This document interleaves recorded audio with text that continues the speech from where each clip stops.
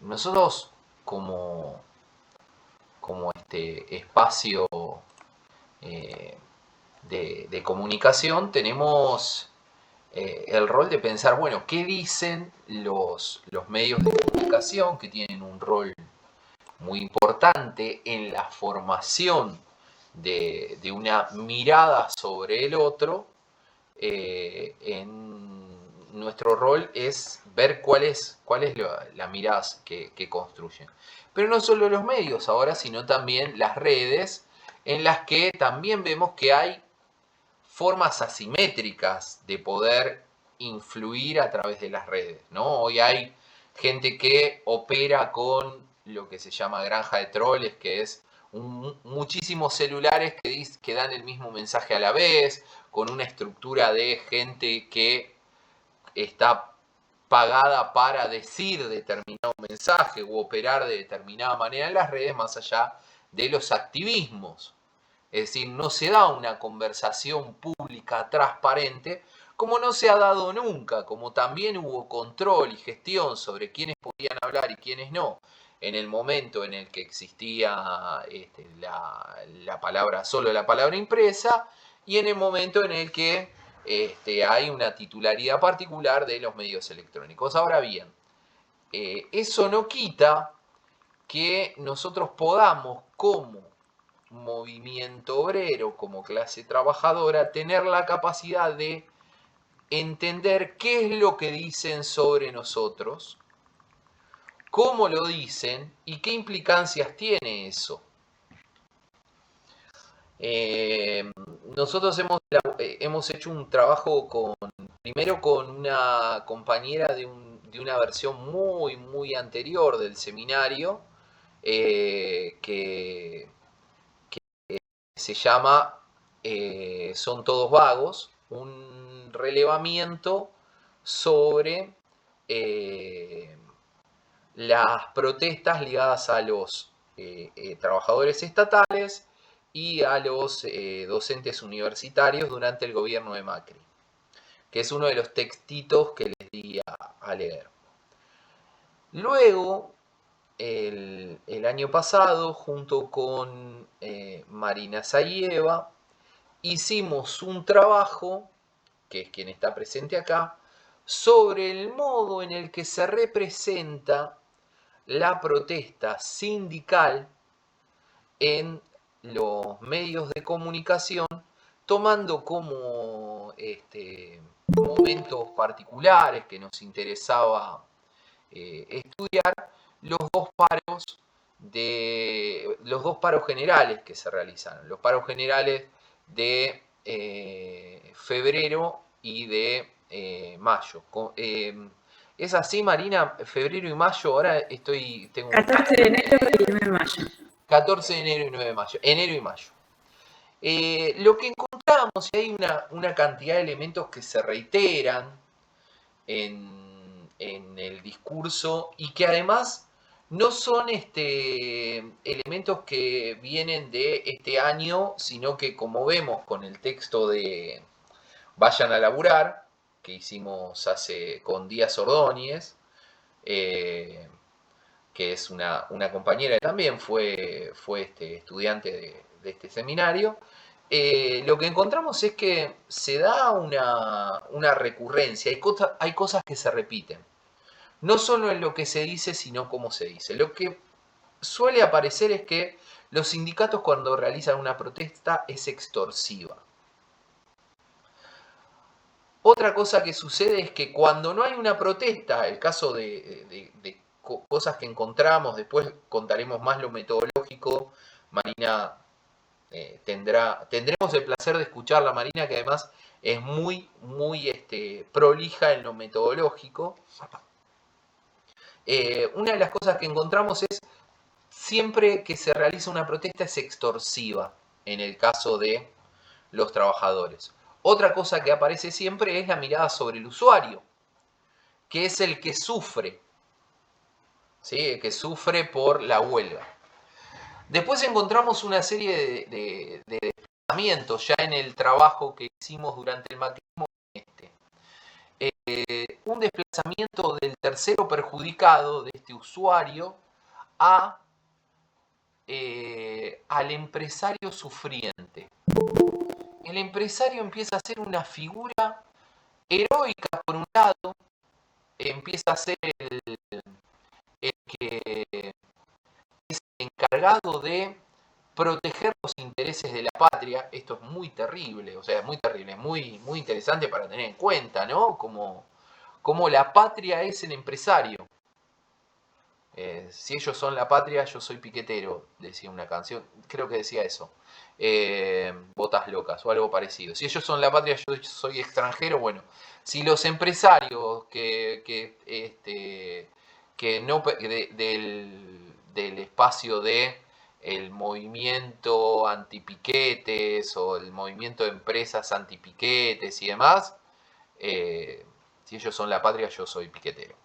Pero había una cosa de plantear toda protesta como ilegal, extorsiva e ilegítima. Siempre que aparecía una... En eso tenía un rol muy grande en lo ligado a lo jurídico, una hoy integrante de La Libertad Avanza, ahora no recuerdo el nombre, que en su momento era del PRO, ¿sí? Como Patricia Bullrich. Arieto, muy bien, Arieto. Entonces, lo que sucedía con eso es, primero, la extorsión, todo paro, toda acción de protesta es extorsiva. Segundo, eh, el ir a buscar al usuario cansado, o sea, paran los aeronáuticos, van a buscar el perjudicado por el paro de aviones, paran los trenes lo mismo. Por otro lado, el empresario sufriente, ¿sí? Me están haciendo esto, estoy sufriendo mucho en este país, no me dejan producir. Tenemos que salvar a la patria. Y otro desplazamiento que vimos le cuento esto y ya te doy la palabra, Mari, otro desplazamiento que vimos en el caso del momento del macrismo, es un desplazamiento narrativo. Ya no se hablaba directamente como hoy sí se habla desembosadamente. Hoy hay periodistas que dicen absolutamente cualquier cosa, o sea, hay un nivel de falta de fulco, de punto de debate en el que se desprestigia absolutamente al interlocutor sin ningún tipo de argumentación. ¿No? Vago, ladrón, el insulto, sin ningún tipo de mediación respecto de eso. Pero en ese momento, en el momento del macrismo, lo que había era como dar a entender estas cosas casi por sinécdoque, por meter una imagen al lado de la otra, incluso en la narración. Ejemplo, una nota que recuerdo, creo que está ahí en el texto que tenían que leer. El representante de ATE del INTI estuvo con los trabajadores y mañana viaja a Italia. Entonces, es un vago, tiene plata, viaja a Italia. O sea, no lo dice, nada de esto que yo dije es un vago, tiene plata, viaja a Italia. Pero en realidad, el representante del INTI viajaba a Italia a contactarse con el Papa para obtener la solidaridad del Papa sobre la lucha de los trabajadores del INTI. Pero al generar una elusión, una quita, o sea, al ocultar esa información, por montaje, está en la protesta y mañana se va a Italia. En el medio de la protesta se va a Italia, deslegitimaba. ¿Sí? Otro elemento que se da muy recurrentemente en el caso de los maestros es que los que paran son los sindicalistas, no los trabajadores. Y ahí hay una serie de elementos que trabajamos y que vamos a ver luego con Miriam Lewin, que tienen que ver con el desarrollo del observatorio de, de, de la representación de los trabajadores en la prensa, ¿sí? Que lo hicimos justamente, una de las cosas que se logró el último año del albertismo, el anteúltimo y el último año fue influir sobre la Defensoría del Público, la Defensoría del Público de Servicios de Comunicación Audiovisual, que tenía una mirada sobre el derecho público de las audiencias y trabajaba mayormente la mirada más, si se quiere, liberal, trabaja sobre minorías, ¿sí? Sobre sectores vulnerables, vulnerados en sus derechos. Las diversidades sexuales, las formas de expresión sobre las diversidades sexuales o sobre las mujeres en términos de las cosas a veces horribles que se dicen en los medios de comunicación respecto de ciertas cuestiones ligadas a lo étnico, ¿sí? Lo étnico, los chistes sobre el cuerpo. Y nuestro planteo, ¿qué pasa con los trabajadores? Afectados como audiencias y son estigmatizados. Construyen un estigma respecto del trabajador y su derecho a la protesta es afectado. El trabajador bueno es el trabajador que trabaja. No puede discutir, no puede generar ningún tipo de queja sobre su salario y también, y más aún, sobre sus representaciones sindicales. Los sindicalistas son vagos, son extorsionadores. En el momento que trabajábamos con Sayeva, con Marina, es que cuando Daer iba a hablar con los diputados, estaba generando un apriete. O sea, que cuando alguien habla con sus representantes como un agente corporativo de los trabajadores, aprieta. Pero si viene a hablar Elon Máscara, ¿sí? O viene a hablar Alpedín, por decir alguno de los que puede venir a hablar, no está apretando, viene a hacer lobby. La gente con mucha plata hace lobby, las representaciones de los trabajadores aprietan. Pero si están haciendo lo mismo, están yendo a hacer valer su poder de coerción y de fuerza y de influencia respecto de los intereses de las personas que representan. ¿Cuál es la diferencia? Que hable el representante de la sociedad rural con un legislador a que hable un representante de los trabajadores. Los trabajadores no pueden tener voz en el espacio de la conversación pública en la Cámara, entonces ahí también se producía algo muy interesante. Ahora bien, ¿cómo se desarrolla esto? Esta es una partecita muy teórica. El estigma se construye desde generar estereotipos. ¿Y cómo se construyen estereotipos? Desde una operación casi de sinécdoque. Se reduce al sujeto a dos o tres rasgos y solo tres rasgos, ¿sí? Por un lado. Si uno piensa en un video que casi no los hay tan importante como metodología hoy, pero ¿en qué piensa? Palo, capucha, corte de ruta, cara tapada. ¿Sí? La organización territorial que ese ni tampoco a planteo de este tipo tiene un merendero, tiene una billetera, ¿sí? ¿Cómo se construye también otro estigma hoy? Claro, la auditoría.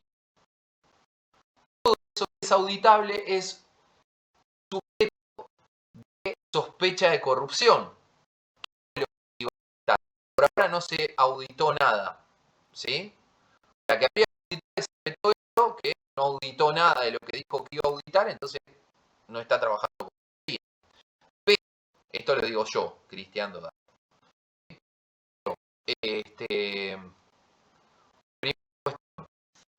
Auditaron los comedores, como se dijo, no están los resultados de eso. No se auditaron las cooperativas de trabajo, como se dijo, no hay nada de eso y se cerraron miles de... No se auditaron las obras sociales, como se dijo, ni se auditaron las universidades. Digo, no trabajan, son bastante vagos. En eso, digo, esto es prueba, no estoy haciendo un análisis consecuencial, ¿no? Digo, si dijeron que tenían que hacer y que su rol era hacer todo eso y no lo hicieron, quiere decir que no hicieron su trabajo. Y el que no hace su trabajo podemos entender que es vago, salvo que tenga alguna condición que se lo impida, que no es el caso. Bien, ese es uno de los puntos. Hasta acá me siguen, interesante, les parece. Bueno, una de las cuestiones con esto es ver qué cosas se reiteran. A ver, Flor, levanto la mano. Escucho. Estás muteada. No. A ver. Micrófono. Sí, estás muteada. Ahora. Sí, pero no tenés sonido. Probá, escribinos y la lee Ezequiel. Una de las cosas también, yo que esperaba la pregunta para poder tomar un mate, es terrible, pero una de las cosas que se da entonces es esa sinécdoque de, por ejemplo, con los sindicalistas son todos vagos, son todos corruptos, son todos violentos y son todos hombres. Cuando hay un montón de compañeras sindicalistas. Pero sin embargo, están caracterizados como hombres. Más allá de la propia crítica o invitación a discutir que la representación sea paritaria, la representación del gremio tenga que ver con la cantidad de compañeros trabajadoras y trabajadores y de otras identidades que estén en un gremio y que tengan derecho a representar. Pero una de las cosas que se ataca es ese derecho a representar en los medios. Y otra de las cosas que se ataca es que, digo, se tiende a decir son todos los gordos, son todos hombres. Parte porque en su momento fue así, porque en algunos lugares sigue siendo así, y en parte porque es un estigma que produce lo que produce todo estigma luego, la legitimación sobre la represión o desaparición o quita de la voz de ese sujeto sujeta estigmatizado. Y se producen también una serie de operaciones sobre los trabajadores cuando son representados en la prensa en sus protestas, que son las siguientes. La protesta irrumpe. Nunca se dice desde cuándo, por ejemplo, el sindicato del caucho viene discutiendo paritarias hace 4 meses y está empezando paritarias y despidos, y está empezando a pensar acciones directas. ¿Sí? No hay, en el momento que aparecen en la superficie de los medios, un planteo sobre cuál ha sido el proceso que ha llevado a la toma de decisión de una acción de protesta. La otra cuestión, pareciera que siempre la decisión la toma Daer. Digo, el sindicato de, no sé, de pasteleros hace una acción y es su secretario general el que tomó la acción. Voy a decir algo, no sé, por ejemplo, si Aceiteros hace un paro, Jofra deja las exportaciones. No es que se hicieron asambleas, que se planteó un trabajo, nunca se ve el proceso por el cual los y las trabajadoras llegan a la acción directa de protesta. Primera cuestión, se deshistoriza. Los medios deshistorizan la protesta. Segunda cuestión, la personalizan. Siempre Jofra, Daer, Moyano, Baradel. no son los y las trabajadoras del sector que toman la decisión de ir a una acción de protesta. Una cuestión que nos puede servir a todos y todas los que somos delegados o han sido delegados o hemos sido delegados, somos representantes, para plantear que en el momento en el que tenemos que dar una declaración a la prensa, no hablemos de manera individual, sino que hablemos siempre en plural y como parte de decisiones que se tomaron en lugares colectivos, ¿sí? Plenarios, asambleas, etc. Otra cuestión es la estigmatización, ¿sí? Esas son como operaciones centrales. Nosotros lo que hicimos con esas operaciones, que nos pasan a todos, fue armar una serie de recomendaciones en la Defensoría del Público para el correcto tratamiento de las noticias. Esa es la base desde la que partimos con Marina para hacer el trabajo que a continuación les va a relatar. Me callo, Marina, y te dejo la palabra absolutamente a vos.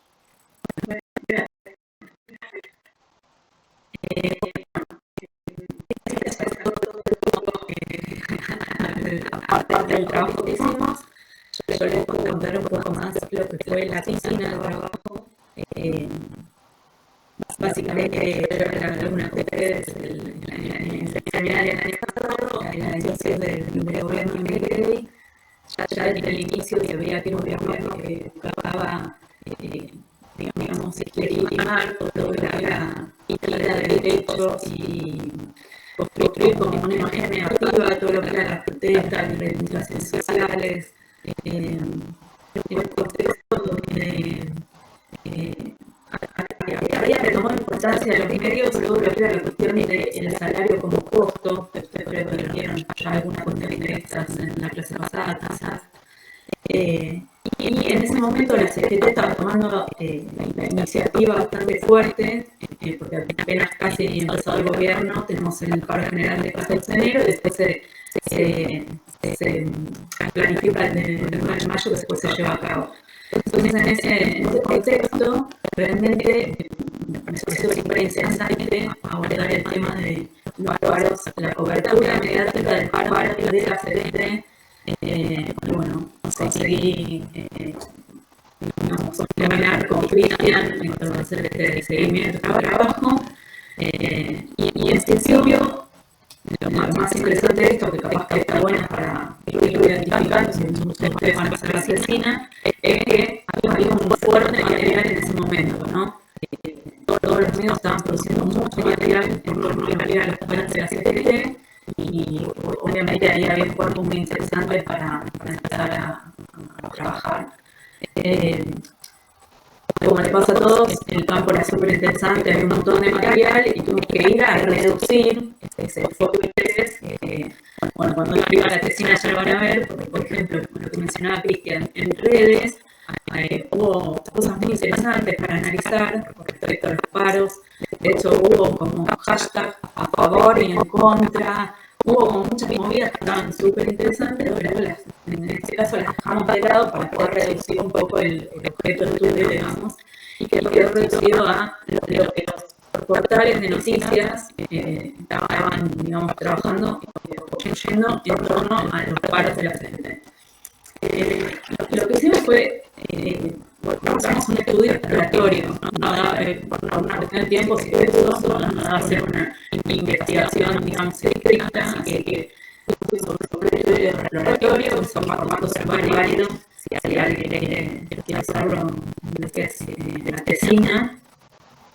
Te hago un poco desde un punto de vista un poco menos a la rigurosidad académica que te permite igualmente llegar a buenos resultados. Lo que hicimos fue plantearnos preguntas clave, básicamente 3 preguntas. Una en torno a la cobertura, como cuáles eran las características distintivas que tenía el tratamiento de los paros en los portales digitales de noticias. Una de la responsabilidad, o sea, cuál era o a quiénes estaba atribuyendo el conflicto social en la cobertura. Y una vinculada a la valoración de las sanciones, que en qué modo se representan las acciones lideradas por las organizaciones sindicales. quedan también muy claras las características de la cobertura informativa, que tenía distintivo, analizar cómo las coberturas caracterizan a la psiquiatría del sindicalismo en general y examinar el lugar que ocupa el derecho a la protesta y a la organización dentro de la cobertura. Anticipo ya que el número 3 es nulo, no existe, no se encuentra.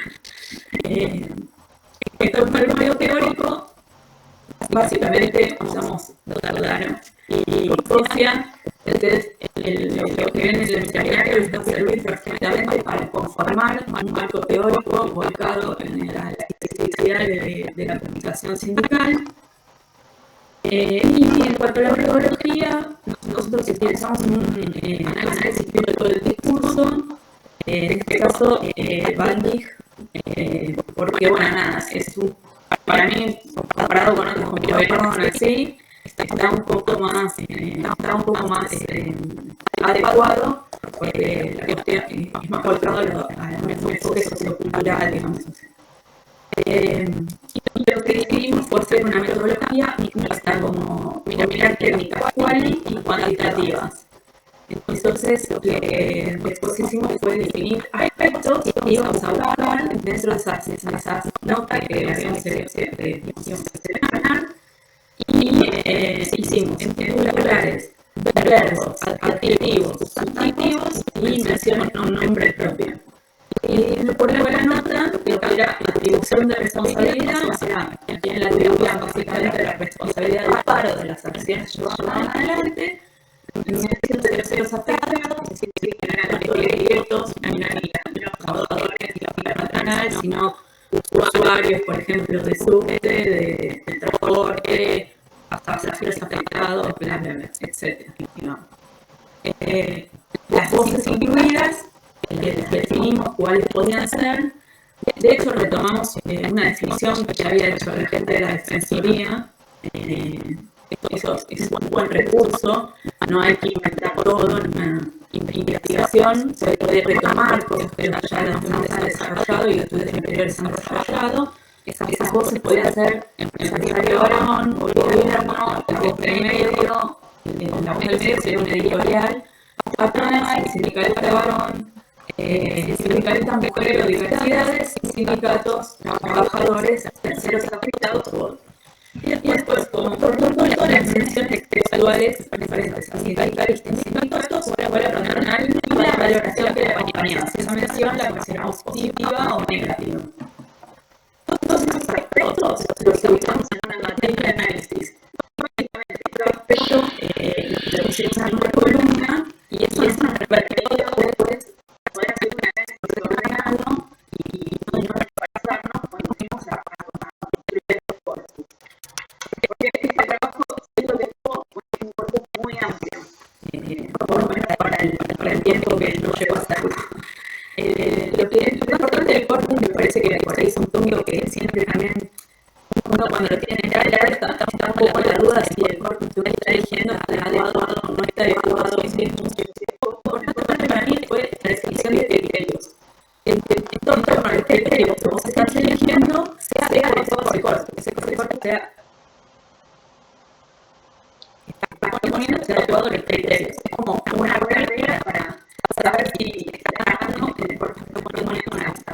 En este caso, los criterios fueron la representatividad en términos de conciencia y ciencia, de un medio tan grande, así pusimos un ranking de esa figura que llamamos nacieron como portales de noticias, de diarios pusimos portales y de radios pusieron sus portales también, y eran 5 de cada uno para de mayor audiencia.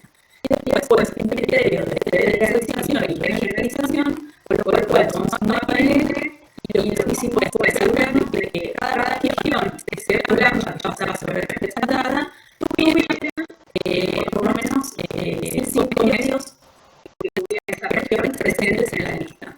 Por lo cual, cambiamos con una lista de 19 medios y a eso le sumamos un criterio de especificidad de selección en las notas. Cuando con eso medios, vamos a ver, por ejemplo, una lista de paros, y ahí la inspección la cantidad decisión que dijimos, vamos a reducir tomando nuestros aquellas noticias central al paro, en el paro. Porque a veces se levantan financieramente o voy a comentar. Entonces, cuando todos filtros aplicados con otros de semanas, es decir, tomamos como es que el día del paro y 3 días antes y 3 días después de la queda. Nos dio un resultado de que tenía 591 notas para analizar. Entonces, por colocar esas 591 notas en la matriz y las pelotras de cada una ayuda un montón. Porque realmente cuando lees la nota, puedes salir a sacar un montón de notas y por un montón de análisis, digamos, puedes sacar un montón. Entonces, algunos hallazgos que hicimos en el análisis. Por ejemplo, no teníamos ahí a lo cuantitativo, sin embargo, es como muy bueno para establecer algunas bases de numéricas y conceptuales en las cuales justificar algunas cuestiones. Cuando hacemos la selección de sustantivos, notamos esto de que toda la cobertura mía, como trabajo de los medios, es los efectos del valor sobre los servicios públicos y el transporte. Si tienen que ser algo principal que ahora se hace todas las coberturas. En mayo encontramos una vivienda de la que desaparece lo que era protocolo, que en enero fue una estrella, entrada por Patricia Bullrich, y estaba presente en los titulares y desaparece ahí, en mayo. Y sí aparecen más palabras referidas a multas, denuncias. Es como no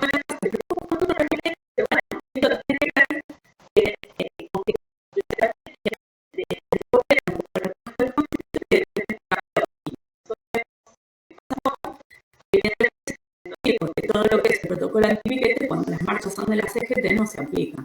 Sí se aplica a los jubilados, por ejemplo. Pero bueno, esto aparecía ahí y ya hay una punta al relevar los sustantivos. Después, trabajando sobre los verbos, vimos esta cuestión de que ellos priorizan la preocupación por los usuarios. Un poco lo que decía Cristina, pero se puede volcar a porcentajes que están ahí en el Cristina, pero no solamente los terceros están muy presentes en lo que es la cobertura. Y en mayo tenemos un crecimiento de la confrontación. O sea, de repente los titulares aumentan mucho los verbos relacionados con confrontación. Amenazó, desafió, etc. ¿No? Se ve ese crecimiento. En la adjetivación tenemos como 3 grupos. Uno que es omnipresente cuando se habla de paros, que tiene que ver con el general, contundente, bla. Eso se puede ver en todas las coberturas. Uno centrado en los sectores afectados, que mostraba lo anterior, y esta idea de que los paros son eventos que generan perjuicios y perjudicados. Y una línea que apunta a sostener la de la indemnización, que es lo que surgió para mí más fuerte con respecto al trabajo anterior que mencionaba Cristian de la época del macrismo. Por ejemplo, en mayo nace el término sindigarcas, que nos lo regala Spert. O sea, no solo usan los términos que ellos usaban, sino que generan términos nuevos.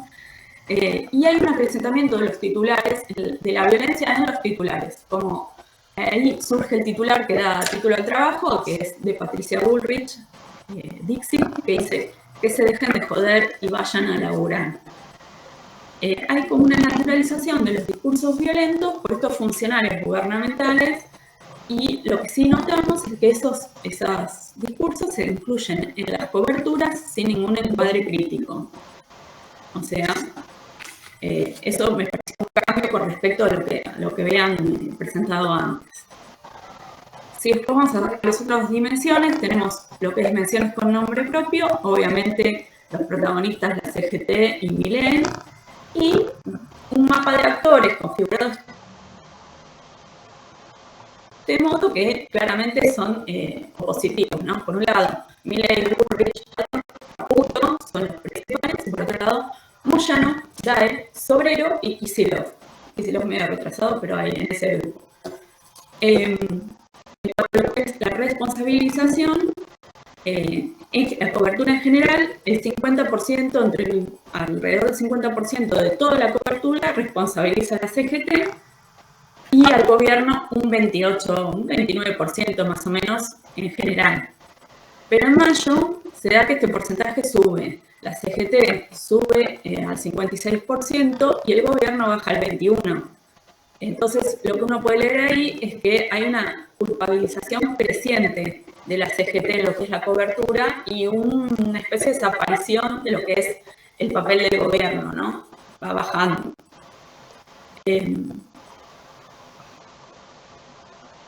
Respecto a las voces que aparecen en la cobertura, me sorprendió bastante que hay un predominio de la voz bastante fuerte, 35%. Después los sindicalistas varones y sindicatos, que si los sumamos también andan alrededor del 25-30%, y el gobierno un 20%. No puede decir 25 y 20 es bastante equilibrado lo que es la representación, pero en realidad cuando uno toma en cuenta que el poder es contrario a la postura sindical de los sindicatos, realmente se da cuenta que no es equilibrado. Y bueno, obviamente hay subrepresentación de un montón de sectores, como si fueran sindicalistas, mujeres que prácticamente no aparecen, y los trabajadores tienen un 1% de representación. Eso básicamente, en mayo hay una cuestión puntual, es que bajan un poco la cantidad de terceros afectados mencionados y sube la voz del gobierno, que también no es casual, ¿no? Porque es como que se va instalando una narrativa más oficial, entonces ya no se necesita centrarse tanto en lo que es los afectados, porque la narrativa del gobierno. Bueno, y después, básicamente de todo este tipo de detalles, que eso ir uno por uno, podemos destacar lo que fueron las conclusiones generales del estudio, que fueron la tendencia general de las coberturas a destacar los aspectos controversiales o negativos, que, como decía Cristian, ya viene de antes, se sigue manteniendo. El enfoque predominante en el conflicto, siempre destacando las acciones generales como destructivas o los impactos negativos de los paros, y bastante en desmedro de lo que son los motivos o las demandas de la organización. O sea, eso prácticamente no se menciona, se menciona un poco. Y esto también que decía que para mí es más fuerte acá en la época macrista, que es la narrativa de descalificación. Todo lo que tiene que ver con que las acciones son más ilegales y básicamente este crecimiento de esta retórica más violenta, ¿no? Más violenta directamente desembosada de todo lo que son los funcionarios del gobierno. Después un cambio en el enfoque y la intensidad, la cuestión de que desde enero a mayo vemos cómo hay una alineación de los medios con la narrativa gubernamental, ¿no? A partir de distintos mecanismos. Y bueno, una cuestión un poquito más de fondo, si se quiere, pero interesante para la cuestión que es necesario plantear la subrepresentación de los propios trabajadores, de las mujeres, de los digamos, sectores que quedan desrepresentados o prácticamente sin representación, y la cuestión de que los medios más generalistas sí permiten que surjan otras versiones y no solo porque permiten que hablen a veces más diversidad de sindicalistas varones, sino también a veces diversidades, sino también a veces mujeres, y los temas que toman y las posturas que toman a veces son bastante diferentes de los medios más nacionales. Eso es como un panel súper rápido del trabajo. No sé si quieren que agregue alguna cuestión más o profundicemos en algo, Cristian me dirá. Abramos a preguntas, Pedro.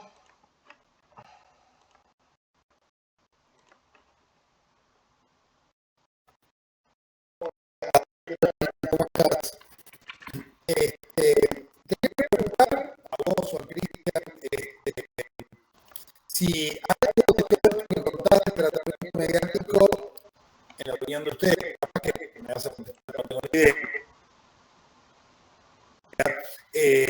haya influido para que haya habido un paro el 14 de enero, el 9 de mayo y después hasta el 10 de abril de este año no volvió a haber ningún paro o conflicto así importante donde los gremios hayan sido protagonistas. Si pensás o piensan que algo de esto puede haber influido como para decir, bueno, paremos un poco la pelota. Bueno, yo te contesto por mi parte, seguro que Cristian te va a dar una respuesta más profunda porque él conoce más las internas sindicales. Yo creo que sí, algo influye desde un punto de vista y pensar que ¿por qué tomamos portales para estudiar? Porque los portales tienen una influencia en lo que es la agenda pública y también en la opinión pública. Y eso siempre de alguna manera va a llegar al sindicalista y al sindicato. La opinión pública, en lo que yo puedo percibir, está bastante bien a favor de este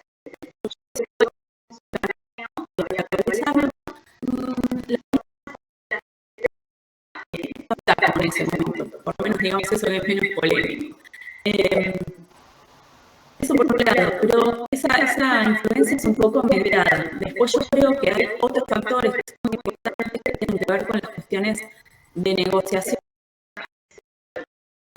¿no? Con respecto a los sindicales. Eso por ahí te lo puede responder mejor Cristian. Yo no creo que la CGT haya atado 100% la definición de un paro a lo que estaba diciendo poner Clarín, Infobae o estas cuestiones, que ya se sabe que esto está sucediendo y que los medios concentrados como están tienen este tipo de opiniones. Yo creo que sí influyen, pero no sé si es definitorio. Por ahí eso se lo dejo a Cristian. Sí, yo creo que es muy buena la pregunta, es muy buena en términos de discusión político-sindical, pero es una pregunta hacerle a un dirigente sindical. O sea, tal como dice Marina, hay una cuestión de la capacidad de influencia en los medios, no tenemos duda. Pero cómo se han tomado las decisiones en el marco de la CGT o de las formas de las dirigencias gremiales, van a venir integrantes, vamos a invitar dirigentes sindicales, aprovechemos y preguntémoselo a ellos. Nos queda muy poquitito tiempo, Román y Virginia, sean por favor breves, tomamos las dos preguntas y después ya nos desconectamos y esperamos a nuestra invitada, que va a ser Miriam Lewin, ex defensora del público de servicios de comunicación audiovisual. Virginia y Román, los escuchamos. Sí, gracias, Cristian. Hola, no sé si me deja prender la cámara. Ok, parece que. Hola, Marina, gracias por compartir todo esto. Me llamó muchísimo la atención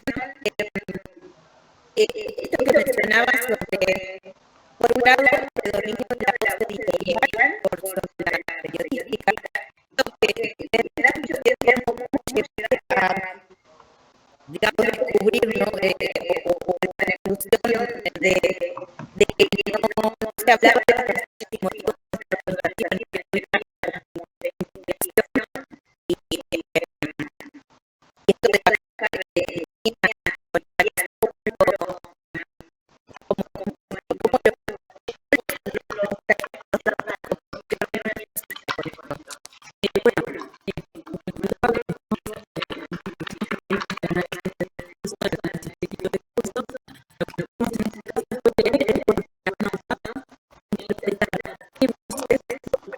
estaban presentes en esta nota, que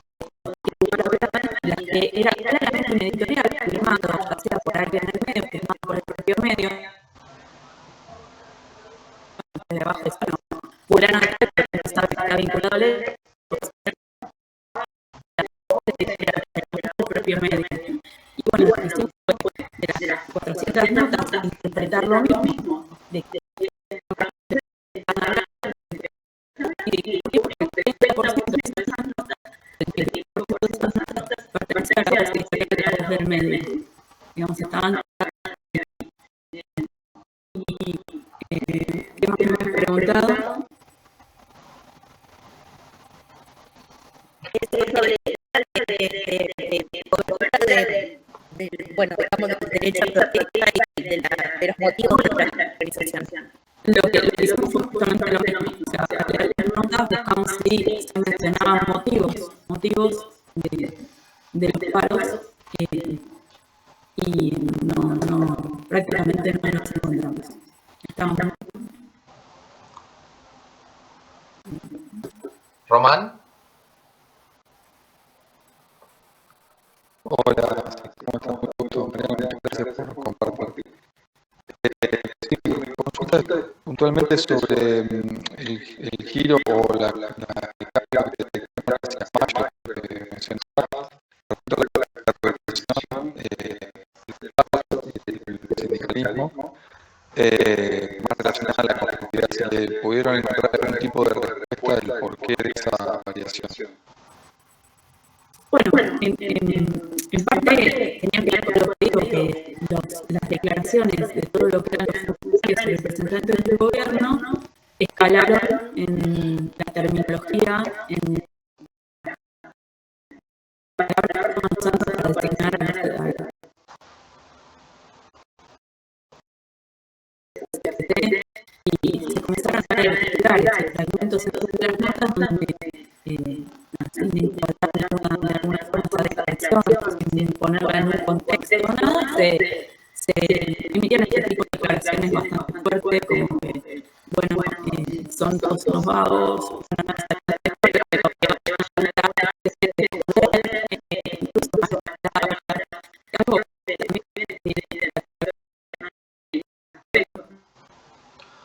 Sí, sinceramente a nivel de lo que son sus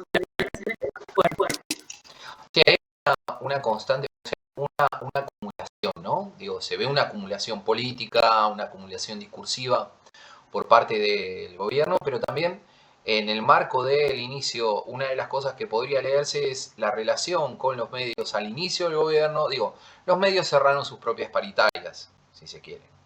Entonces, al inicio del gobierno y ya afianzado, se tejieron las relaciones respecto de la pauta de IPF y otra serie de pautas que no son la pauta nacional, que es la que afecta directamente a los medios populares o alternativos, pero que hoy hay un montón de gente que está recibiendo pautas de manera discrecional, ¿sí? No hay transparencia en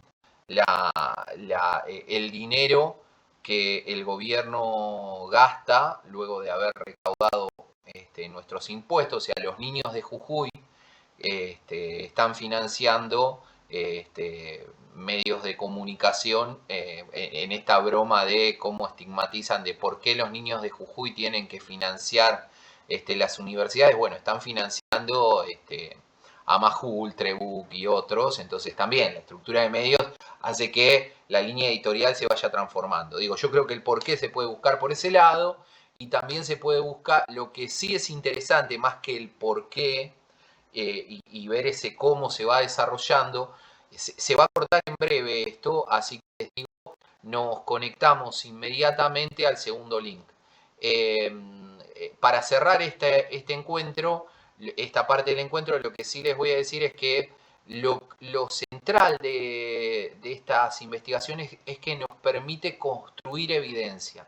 Ya no es que es algo que nos parece a nosotros. Yo me puedo sentar, cualquiera de nosotros nos podemos sentar con un periodista o con Majul o con algún otro periodista o con Trebuch y mostrar evidencia y discutir desde la evidencia, desde la construcción de observables. Ya no es mi opinión lo que estoy trabajando, es un conjunto de elementos que produjimos de forma científica.